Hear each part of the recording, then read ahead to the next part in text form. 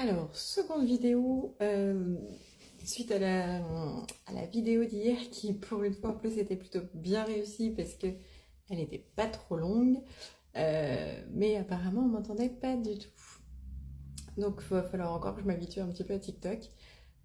Donc, seconde vidéo sur l'hyperfocus dans le TDAH en essayant de faire court et bien sûr, s'il y a besoin de développer un peu plus, on fera d'autres vidéos ou en commentaire, il n'y aura pas de souci.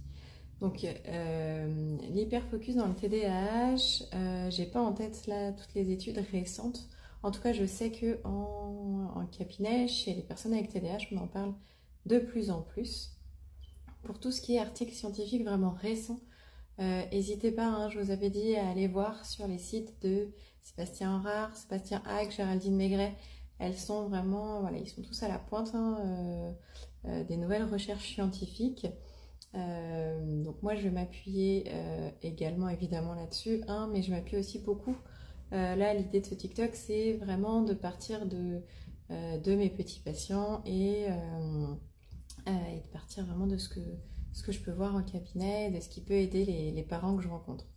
Donc sur l'hyperfocus, il s'agit vraiment d'un des paradoxes du TDAH, parce qu'on entend encore beaucoup de professionnels dire oui mais un TDAH est censé être tout le temps inattentif, tout le temps impulsif, tout le temps hyperactif. S'il y a des moments où il est concentré, ben il n'est pas TDAH. Donc ça fait partie des gros mythes qu'on entend encore chez pas mal de professionnels. Ça fait partie des sensibilisations hein, qu'on est plusieurs à essayer de mener pour faire comprendre ça aussi dans le milieu scolaire.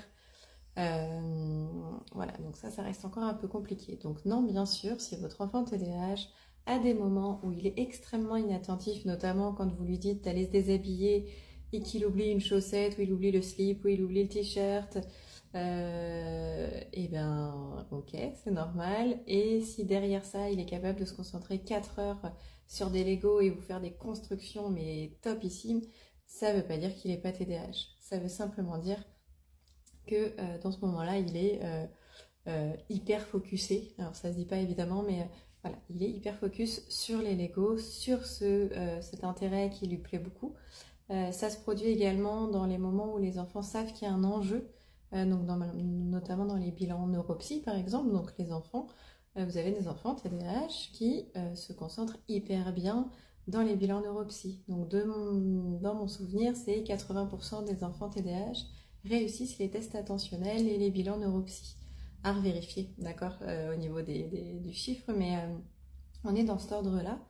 Donc, ce qui veut dire que quand vous faites passer un bilan neuropsy cognitif attentionnel à un enfant TDAH, il y a une grande probabilité qu'il le réussisse. Parce qu'à ce moment-là, il connaît l'enjeu, il se concentre, voilà, il est focus sur ce qu'on attend de lui, sur cet exercice, et il le réussit très bien. Ça ne veut pas dire qu'à la maison, le quotidien est hyper difficile, que l'enseignante vous dit mais non mais c'est pas possible, nous il tient 3 secondes sur la chaise et puis ensuite il pose 12 questions et il fait que de parler, ou il est tout le temps dans la lune, ou ce genre de choses, d'accord? Donc on est vraiment sur ce paradoxe-là. L'hyperfocus, ça peut être un avantage comme ça peut être un inconvénient. Vous allez entendre un petit peu les deux. Moi je pense comme toujours, il y a toujours une part de vrai dans chacun, donc c'est-à-dire que c'est génial de pouvoir se concentrer aussi bien pendant aussi longtemps sur un intérêt aussi fort. Donc ça permet voilà, de faire des choses super, ça permet d'avoir des projets géniaux sur lesquels là ils peuvent les aboutir. Donc c'est quelque chose qui peut être vraiment super. L'inconvénient c'est que dans l'hyperfocus, les enfants avec TDAH sont vraiment focus sur leur activité et donc ils vous entendent plus, ils en oublient de manger, ils en oublient d'aller aux toilettes, voilà, donc il peut y avoir tous ces inconvénients là également.